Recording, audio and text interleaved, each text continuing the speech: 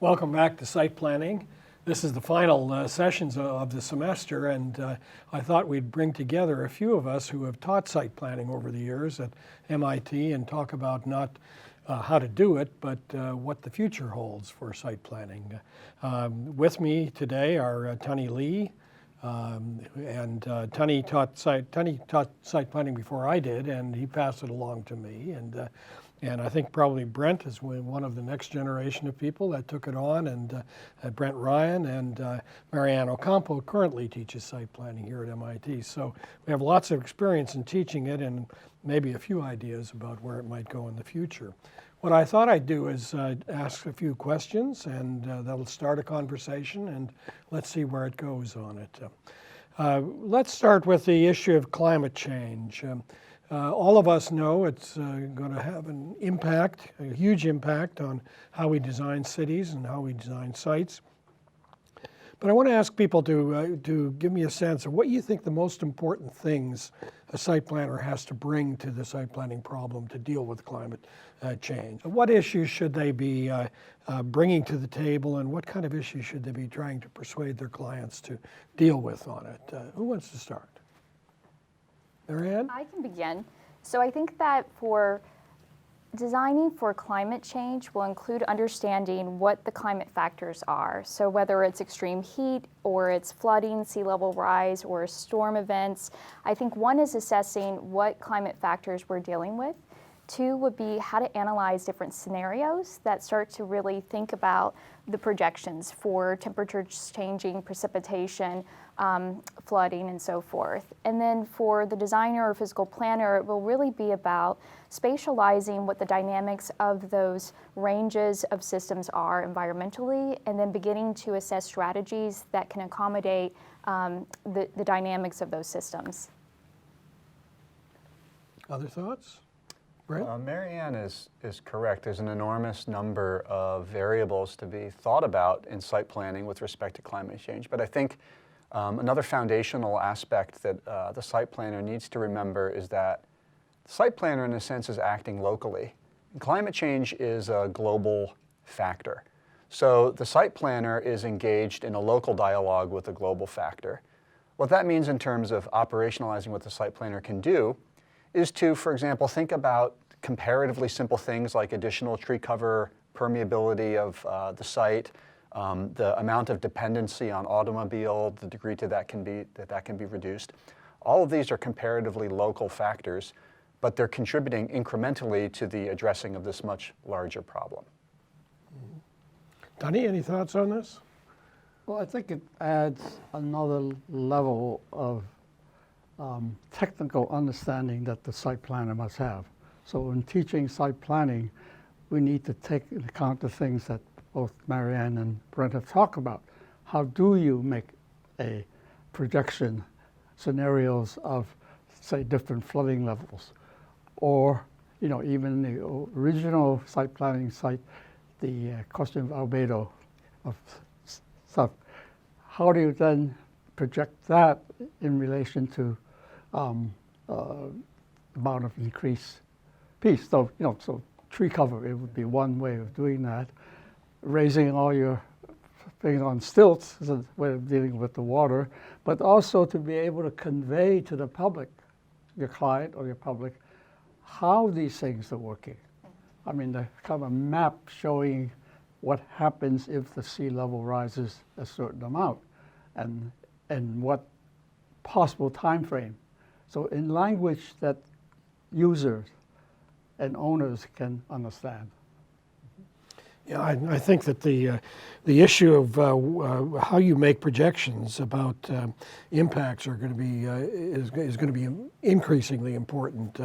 I'm always reminded that when we designed the West Side waterfront in New York, people said, well, you know, we're going to have sea level rise, but nobody had any sense of how much, when, what probability it was going to occur. And I think that's one of the trickiest pieces of the whole puzzle, which is to where do you make your projections? Is it Are you willing to tolerate once in 500 years of storms, or are you willing to only tolerate what happens every 10 years? And there's no easy answer to that. And I think, as Tony said, be ready to change. I mean, if see nothing else, is the way in which so-called 100-year storms have become 10-year storms. That's right. And that's just the difficulties of projection, and be able to say that they are imperfect, and that we'll change them as we know more. I mean, I think there's a tendency for technical people to say, yeah, that's going to happen like this, or it's going to happen like that. But I guess I'm pushing to make sure that our users and clients really understand whatever science we have and whatever specific things. So I think that's, and the uncertainty of it. I mean, that's anything else I've learned in the past few years, is that the projections are a little bit difficult.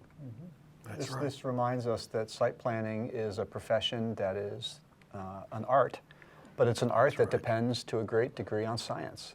Yeah. And the science of climate change is ever shifting, but the site planner needs to keep abreast of that science to the extent that they can, and be aware of what the scientific or known realities of climate change are, and to integrate those into the art of site planning itself. Well, let me take another kind of change and another kind of uncertainty. We know that things like mobility are changing dramatically in cities. We don't know how quickly they'll change. We don't know what the future possible types of mobility are going to be. We know some things about them. We know that the demographics are changing in ways that we hadn't predicted in the past, that people are having fewer children. Housing and neighborhoods are being found in ways that some people are over-consuming housing and others are under-consuming housing. They can't find housing on it in them. Their local economies are changing in places. How do you deal with all of that kind of uncertainty? It's probably, at one level, it's a programmatic problem. How many cars do you accommodate on a site, or how many what kind of housing should go on it, and so on. But how does a site planner really help their clients decide what level of all of these kinds of things you want to accomplish in the future? So how would you tackle it? How would you tackle, let's start with something concrete, autonomous vehicles? First of all, we actually don't know what autonomous vehicles will produce. I mean, we're so far away that, sure, pundits will always say it's going to be like this and it's going to make this effect. It's such a kind of a breakthrough technology that we don't know what the effects are. An example, the Sunday Times magazine a couple of years ago published an issue on autonomous vehicles and other social effects. One of the social effects is sex. Because if you have an autonomous vehicle and you're with your girlfriend and you're going to New York for a 4-hour drive, you don't have to drive. And because that was caused by the automobile in the first place, one of the unintended consequences of the automobile revolution from World War I was that sex in the back seat was unpredictable. And it had a huge effect on America. And so, I mean, I'm not sure that this idea of, is going to come about, but it's just the kind of thinking you have to go beyond sort of, you can now hail a Uber autonomous vehicle anywhere and go from it. We don't know what's going to happen. It's really very, very unpredictable. Well, this is what keeps site planning interesting, right? The site planner has to be a futurist at the same time. And futurism is fraught with uncertainty to some extent. On the other hand, some of the things you mentioned, such as demographic trends, these are known, and these are going to affect site planning far into the future in ways that are fairly predictable. So issues like smaller families, an aging society, and in some places even a diminution of population. These are known factors that are radically going to affect site planning, both from everything from the unit mix within a building to the way buildings are accessed, to the modes of access to those buildings, to the amount of density that you're going to put on the site. So I think it's a rich terrain for site planners to engage with these types of future trends, both the ones that are known, and I am interested in the demographic trends in particular because I think they're very well known, but we're not planning enough for them. And then there's the stuff like autonomous vehicles that you don't know when it's going to happen, but you know that it is. There probably are some things, though, that we shouldn't do, knowing that some of these things are on the horizon. For example, building large parking garages that don't have alternate uses for them, it seems to me, is to be something that we just shouldn't be doing. And creating large parking areas that are not capable of being redeployed for other kinds of uses like housing or other such things. Or designing single-use roads that aren't pedestrian-friendly or That's bike right. accessible or accessible to other modes. Yeah. We already know that modes have diversified tremendously, and they're going to diversify further. Electric scooters. Yeah, Scooters and is a great that's example. Drunken driving electric scooters. That's the latest. And I think Well, I was in Beijing a few months ago and went to a site where they actually are using robots to deliver all their parcels, and so the number of trucks on the road is shifting, you know, and they need places at the edge of the site to get stuff off the trucks and into the robots, and the robots then go out and distribute it around the rest of the place, and so that changes the nature of a roadway when you have these little creatures that are finding their way through the place on it.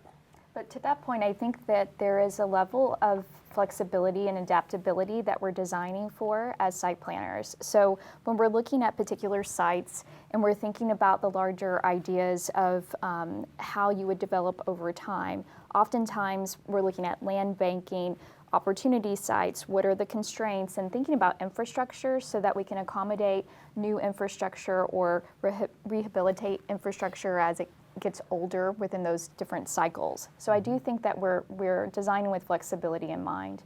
Yeah, flexibility seems to be the key word in all of these kinds of things where there's uncertainty. But physically, there's limits to that. I mean, I think that's supposed to our profession to be able to, but just to say the word is, you know, to redo a parking lot is easier than redoing a parking garage.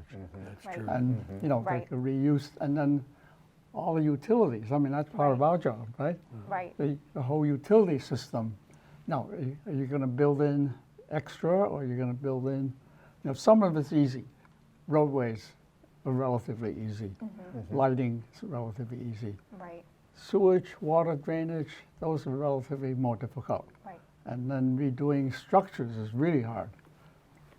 I mean, although there's been many attempts to design parking garages that can be converted into housing, which means it's neither here nor there. Right? one of Kevin Lynch's most memorable remarks was, how are we going to reuse parking garages when the time comes? Yes. And that remains to be seen. It's called demolition.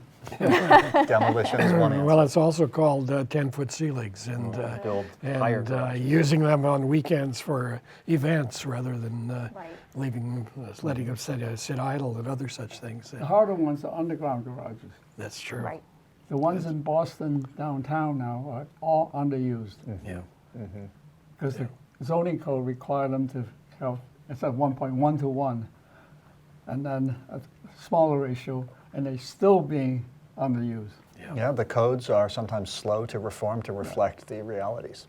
Codes, okay? I mean, how do we influence codes? Because the codes have a bigger influence than us in the design level. Codes have been a huge challenge, especially when they're outdated. Well, I think we should talk about that. Yeah, that's Because I right. think codes are, how site planner deals with codes.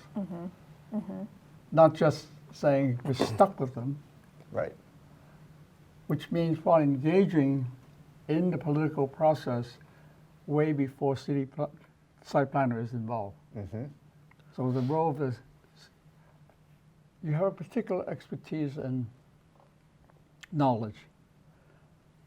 To limit it just to the site plan is not enough. That's right. As a perfect example, codes. How many parking spaces for each project? Site planners can be advocates for the reform and evolution of codes and standards. And that's not been talked about a lot. Yes. Because there's a tendency to sort of think of it as a profession, but our role as citizens, I think is important. Right. Also, as projects get larger and larger, a lot of the negotiation over codes occurs right at the point of working on a site plan for a project. And again, I'll give you an example.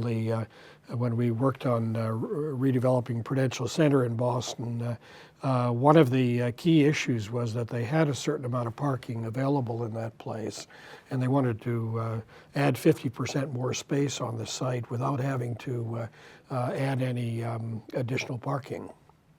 And so that meant rethinking the whole nature of how parking occurs, when it occurs, the incentives that people have for using using their car to come to work and parking it there. It meant subsidizing transit fares for people and improving transit stations and doing all of these other kinds of things. And when your palette is all that range of stuff, you actually have a chance to make changes. Let me turn to a different kind of thing. 25 years ago or so, a site planner would have been the person who made estimates of how much runoff there was going to be on a site and laid out roadways and the curvatures of them and looked at grades and the cuts and made estimates of the cuts and fills on the site and all the rest of that kind of stuff. Well, when I go to your office, Marianne, I just see a lot of computers doing all that kind of work right now. And the site planner isn't having to do all of those kinds of things on it. What do you think is the future of using all of these pre-canned programmatic computer programs for doing site planning?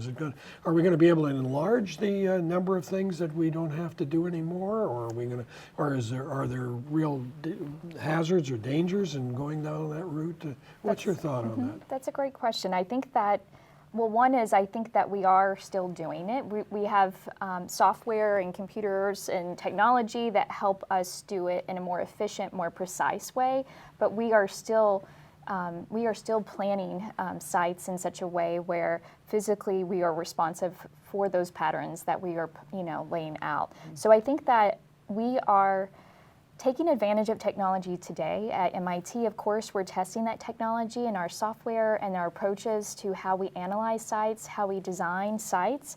I do think that there is a human dimension in going to the actual site and understanding through observation and physical analysis and experience. If you can go there, we recommend that you are there experiencing it, talking to people, beginning to understand what the community wants are and needs are.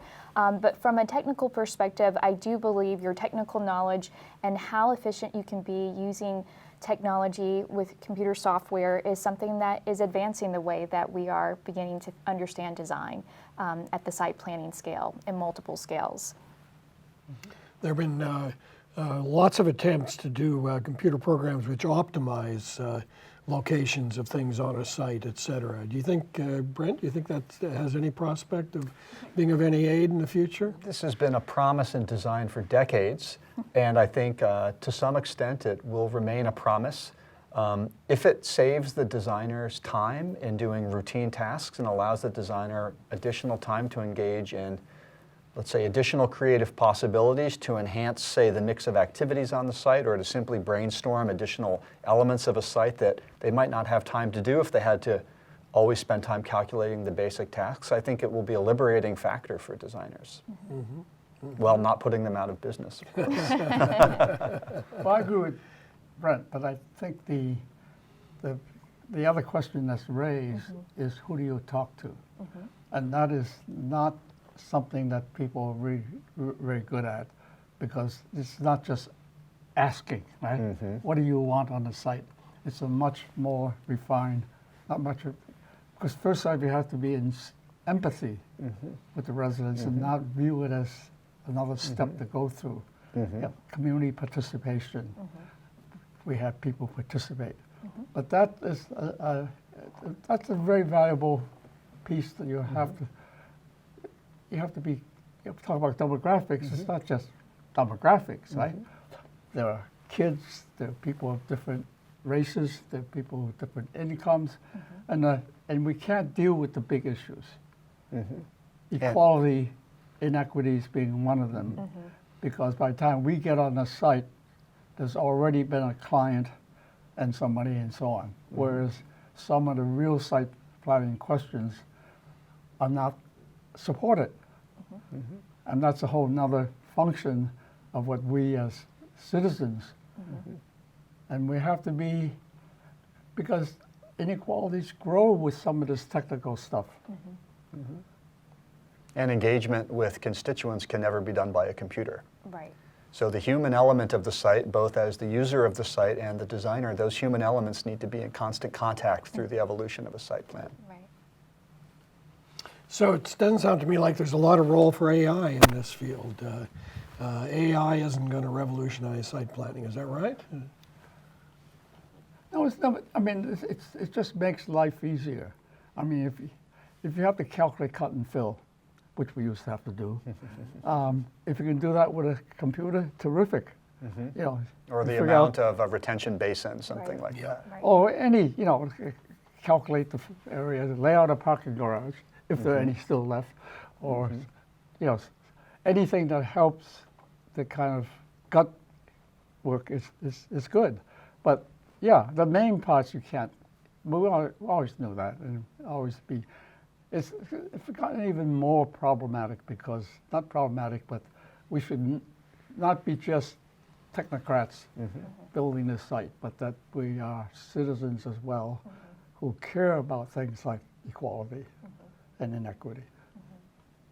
If you go back to Vitruvius, you remember that the elements of architecture are commodity, firmness, and delight. That's Delight right. cannot be calculated. And delight, for many users, in addition to the fact that the site is working and fulfilling its functional requirements, is the most important element of the site, particularly when a site plan is in competition perhaps with many others, which is often the case with developer-built sites.